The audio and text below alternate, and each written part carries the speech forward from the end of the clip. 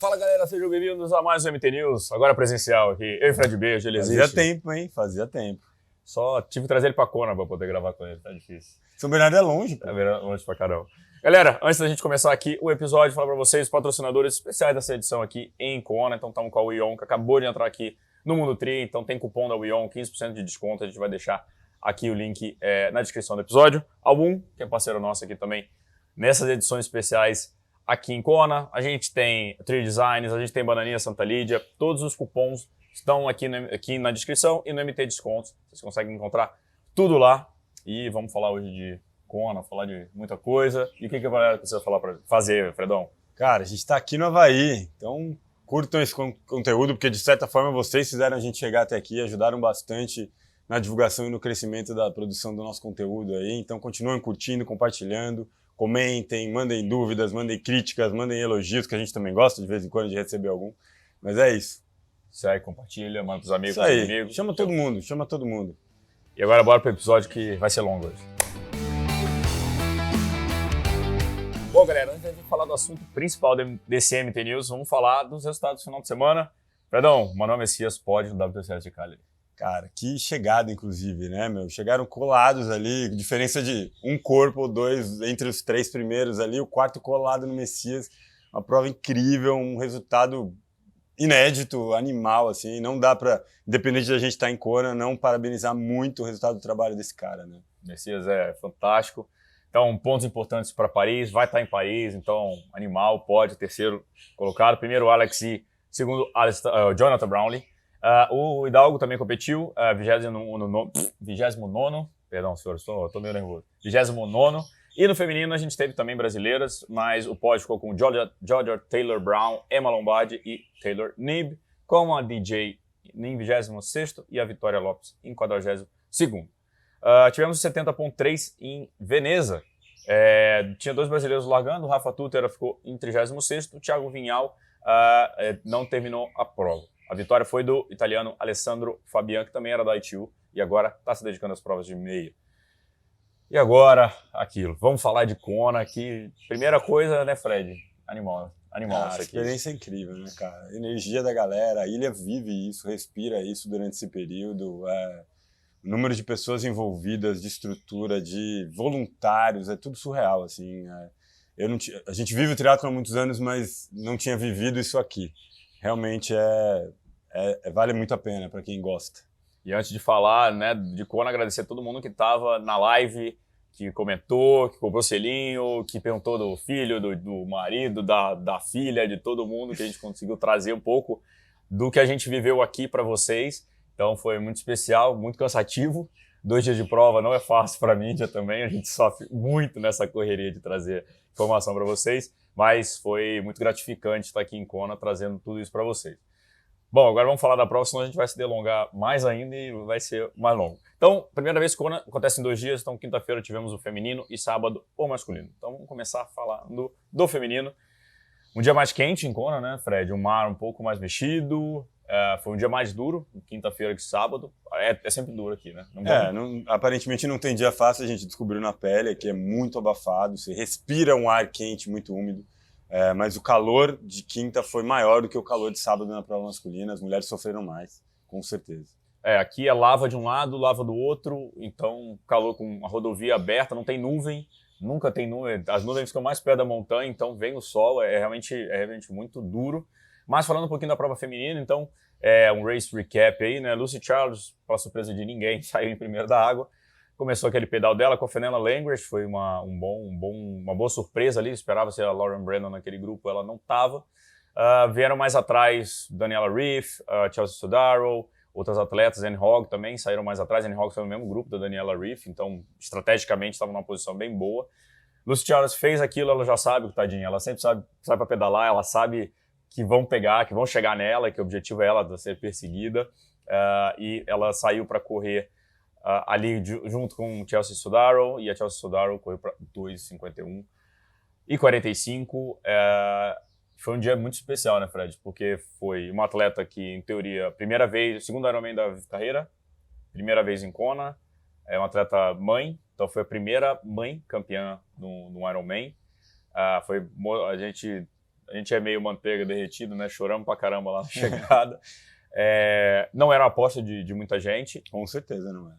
A Ana Lídia da Flows, quando saiu para correr, ela falou, a Chelsea tem uma das melhores corridas do circuito, fiquem de olho. E ela correu para 2,51 e todo mundo esperava que a Anne Hogg caçasse ela, né? Vai chegar.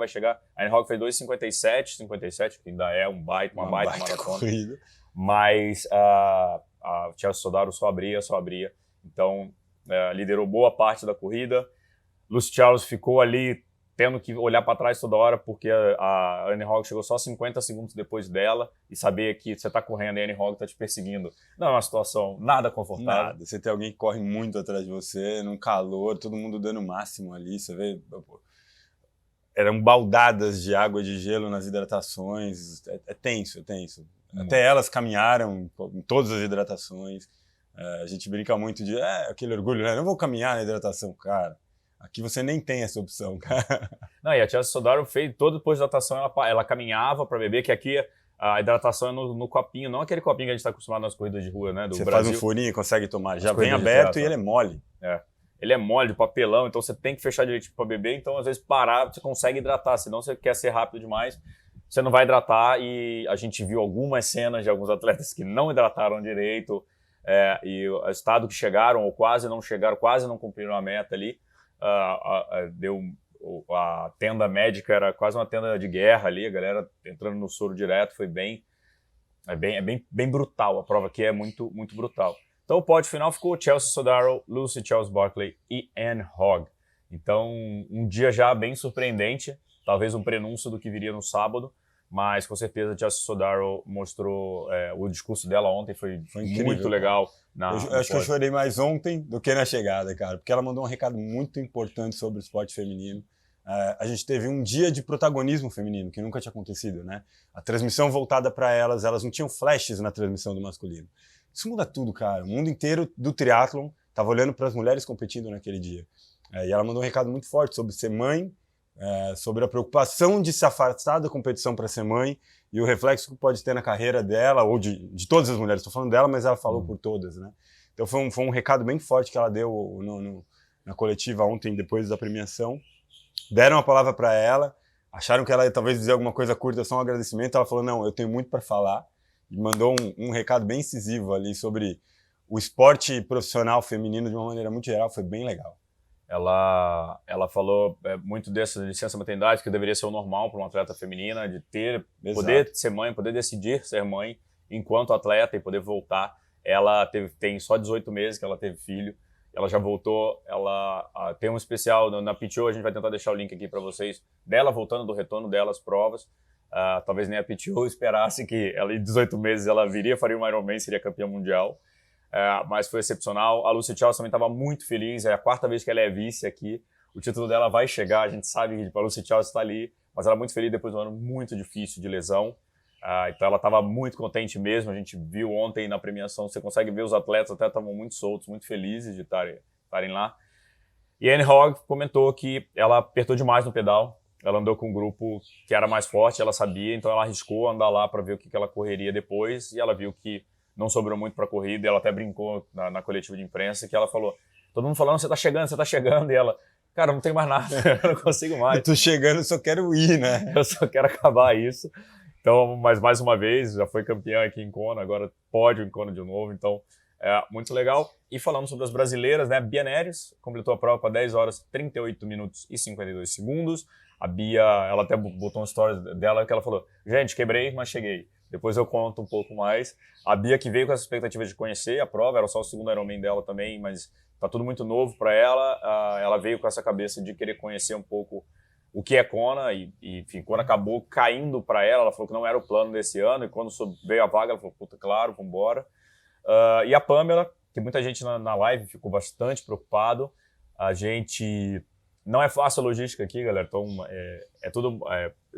até chegar a Ravi são 90 quilômetros praticamente, então a gente não consegue simplesmente pegar o carro, sair, tá tudo fechado. Não consegue... Praticamente existe um caminho para ir, um para vir, as rodovias fechadas, a polícia e os bloqueios são sérios, a gente não consegue chegar em todos os lugares que a gente gostaria de estar, e não dá tempo, porque essa galera também é rápida. Tá? Se a gente tenta se virar de algum jeito, um jeitinho, a gente não voltaria para chegada ou coisas assim que a gente privilegia mais em estar presente. A gente perderia. E a gente não teve informação, o Rafael Palito estava conosco ali perto também, não teve informação, então a Pamela foi socorrida, foi levada ao hospital, a informação até chegar ao técnico dela demorou demais, então a gente não pôde informar isso na live, porque a gente também não sabia.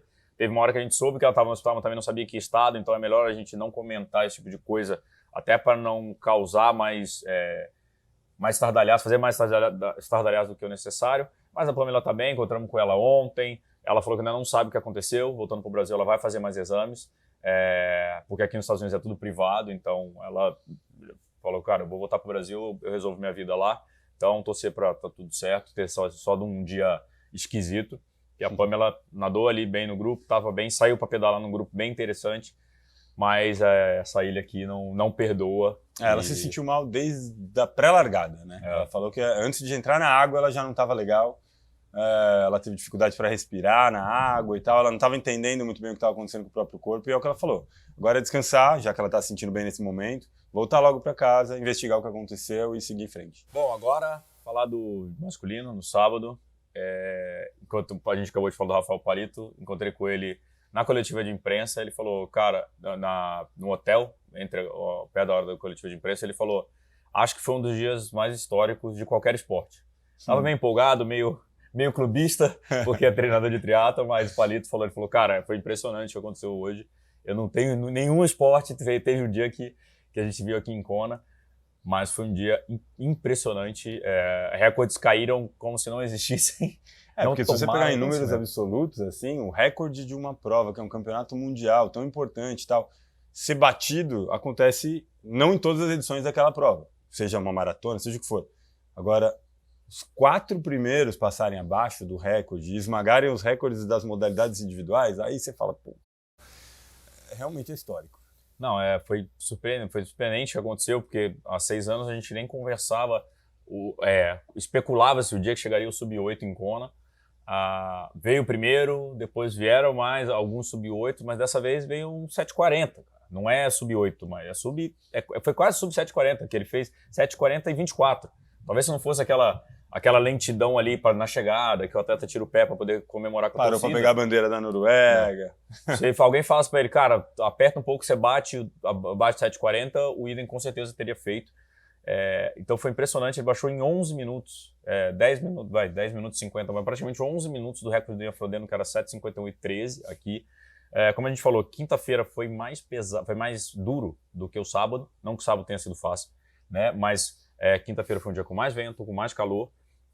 A gente viu um ciclismo muito, muito mais rápido. Então, pra você ter ideia, né? O recorde antigo era 4,09 do Cameron Wurf. E o Cameron Wurf não é um bom corredor. Então, ele fez 4,09, depois fez a maratona dele ali tranquilo. O Sam Laidlow fez 4,04. Tirou 5 minutos do recorde do Cameron Wurf. 5 minutos. E correu para 2,44. Então... Tanto que foi uma das piadas internas, né, da elite ali, do tipo, a gente achou que você ia estourar, que você não ia chegar, porque com um pedal nesse nível, e ele não é um exímio corredor, não tem essa história, esse histórico, ninguém achou que ele ia correr como correu, né? O pedal, pra vocês terem ideia, era 44,2 de média, ele pedalou, e ele foi bem controlado ali na ida, na volta ele falou, chega dessa brincadeira, deixa eu ir embora. Ele abriu muito dos caras, depois saiu para correr um gap tranquilo, tanto que o Saviden pegou ele no 36. Estão falando um pouquinho da dinâmica da prova, né? Saiu um grupo de 19 atletas da natação, então um grupo bem grande, e esperava-se aquele Kona clássico, né? Sai um grupo grande, que pedala junto, até Ravi, que é o retorno. No retorno, os ataques ali começam a separar. E a gente viu um dia completamente diferente, os atletas já começaram com uma dinâmica de prova diferente, com mais ataques, o Magnus Ditlev puxando, Florian Engert puxando também. Então começou o grupo a se separar muito cedo, o que não é o normal, mas mostrando que, esquece, rasga o livro, não existe mais, as regras em Kona não são mais aquelas que eram antes. Especula-se muito, ontem a gente estava trocando ideia, o que é muito louco aqui, galera, que do nada você está sentado trocando ideia com o Mark Allen, com o Bob Babbitt. Ontem eu estava conversando com o Bob Babbitt na cerimônia de entrega, como somos melhores amigos agora, best friends forever, e que a gente falou, tipo, esquece aquilo que acontecia antes, tipo, é impressionante o que foi feito e o que essa nova geração está trazendo de dinâmica para o esporte. Porque o Gustav Iden tem 26 anos, Sam Laidlow 23 e o Christian Blumenfeld 28. Então, assim... Muita lenha para queimar ainda, né, cara? E performando nesse nível, aliando ciência, muito estudo, muita estratégia. Não é uma prova de raça só, né, cara? Aqueles batalhas de triatlon baseadas na raça estão ficando um pouco ultrapassadas, né? A raça não vai ser suficiente mais. E o que o Bob Babbitt, eu perdi o link do meu negócio, estou voltando. O Bob Babbitt falou muito sobre a questão da pandemia. Porque como tem 3 anos que os atletas não voltam para a Kona, eles conseguiram treinar. Antigamente os atletas vinham muito cansados por causa de ciclo de classificação e você não tinha uma possibilidade de ir desenvolvendo tanto para chegar em Kona. Chegava em Kona, obviamente, no ápice, mas depois de ter feito talvez um Ironman há 5 meses, né, uma coisa um pouco mais recente. De repente ele ficou 3 anos sem ter, pelo menos 2 anos sem fazer um Iron, então podendo treinar, evoluir, e mostrou que a pandemia, isso pode ser um reflexo, são teorias aí, mas pode ser um reflexo desse tempo da pandemia. Já vi outros técnicos falando sobre isso, os atletas poderem treinar e não só competir, por questão de viagem, polimento. Então os atletas conseguirem subir de nível durante esse período e tá aí o estrago. Então, no ciclismo, foi esse grupo junto, muita punição, a gente viu também no feminino, então os árbitros foram bem criteriosos, ainda um pouco inexplicável, né, Fred? Por que ainda não tem os sensores das bikes para medir a distância exatamente, para saber se os atletas estão nos 12 metros? Já existe, né? Já existe a tecnologia. Talvez os 20 metros seja algo que o Ironman agora, que tem 2 dias, poderia já aplicar para os atletas profissionais, eu não sei, a gente não sabe o motivo que não o fazem. Mas algumas punições, a dinâmica da prova é muito complicada, então às vezes é muito atleta, se você é para ultrapassar um dentro do grupo, você tem que ultrapassar o grupo inteiro, se você ficar encaixotado no meio, você é punido. Então a prova é muito de posicionamento e acabou que alguns atletas, talvez aí nesse afã, atletas mais jovens, como o Ditlev, acabou sendo punido, tomou 5 minutos, bagunça muito a prova dos caras, mas seria legal vê-lo ali também, que com certeza eles iam apertar mais esse pedal. Na volta de Ravi, o Sam Laidlaw desceu marcha, atacou, foi embora. Os noruegueses fizeram a prova junto o tempo inteiro no pedal, isso dentro do regulamento, tá, galera? Isso não é... Não é um revezamento, né? Eles fizeram o rendezvous deles ali, mas sempre nos 12 metros, fizeram um pace, um dando ritmo para o outro, sem fazer graça ali, tipo um com o outro querendo atacar. Eles sabem o que são capazes, se conhecem muito de treino, saíram para correr e, como o Fred falou, todo mundo achou que o Sam Laidlaw fosse explodir. Inclusive ele achou também que ele fosse explodir. Ele falou, né, que ele é especialista em explodir a partir de 7h45, foi o que ele disse, né? Aí ele falou, por isso que eu fui rápido, 7h42, que aí eu precisava acabar antes. E aí começou a perseguição. O Gustavinen, durante a live, eu falei que era o meu favorito ali, não, do jeito que estava a prova, para mim era o meu favorito. Acho que ele é um atleta que ele fica muito... Ele deixa o Blumenfeld ali com os holofotes e ele trabalha um pouco mais quieto, mais calado. Isso não é positivo, não é negativo, né? É só uma característica de cada um. E ele apertou, saindo do Energy Lab, e começou a apertar e tirou 1 minuto muito rápido. Vocês viram, tem entrevista com ele, a gente entrevistou o Gustavinen, tem entrevista com o Sam Laidlaw que a gente vai soltar também. E ele apertou e conseguiu pegar, fizeram aquele gesto muito bonito de se cumprimentarem ali. Esse gesto que já foi ruim lá atrás, quando o Andreas Heilert ele chegou no Chris McCormack e deu uma cumprimentadinha assim também. Só que isso, ao invés de pegar e ultrapassar, o Chris McCormack cresceu nisso aí, deu na cabeça do André, então, tipo, ele ia ser ultrapassado, pegou isso como força.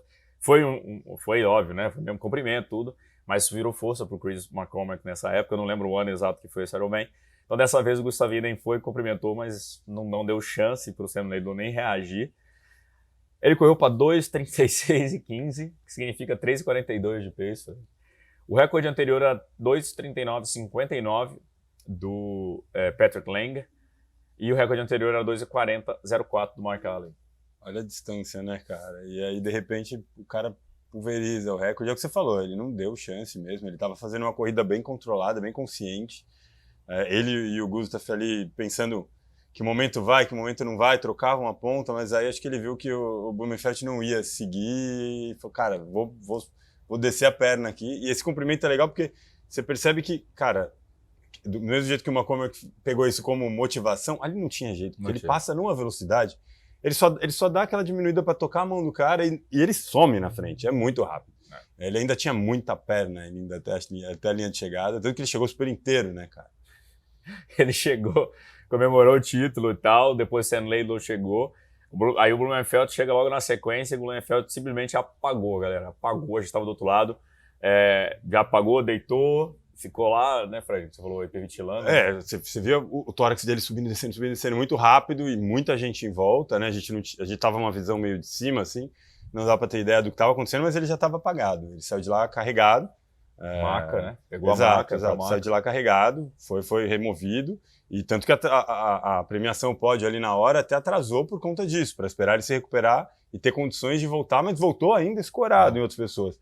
Em compensação, o Idem estava lá, o Idem estava lá esperando, falou, cadê o cara? Já trocando ideia com a respiração normalizada, sem estar com a respiração acelerada. Cara, o cara correu demais. A gente está gravando na segunda, ontem encontrei com ele lá no banquete dos campeões, na premiação. Aí eu falei para ele, e aí, as pernas estão boas, dá para fazer outra? Ele, acho que já dá.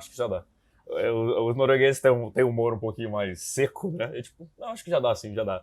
E foi engraçado. Postou uma foto hilária, inclusive, né, cara? Eles são muito bons de fotos. Ele e o Christian são muito bons de... Postou uma foto hilária de campeão com a prancha ali, tá sensacional. A prancha de Songa. Mas, então, fechando aqui, Gustav Iden 7:40.24, parciais aí de 48.23, 4:11 no pedal e 2:36.15. Pra vocês terem ideia, o Blumenfeld correu para 2:39.21, também era abaixo do recorde, ainda tomou 3 minutos na corrida do Gustav.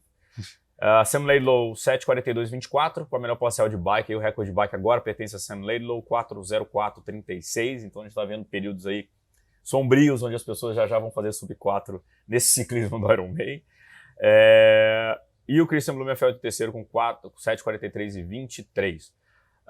Então, algumas curiosidades aqui. O Gustav foi o mais jovem a ganhar Kona, na idade e dias passados. É o quarto estreante, então no podcast eu menti para vocês, desculpa, mas na verdade me enganei. Óbvio, o primeiro Ironman, um estreante ganhou, porque era o primeiro Ironman, tinha que ser um estreante. Depois disso, tivemos Luc Van Leert ganhando, em 1996.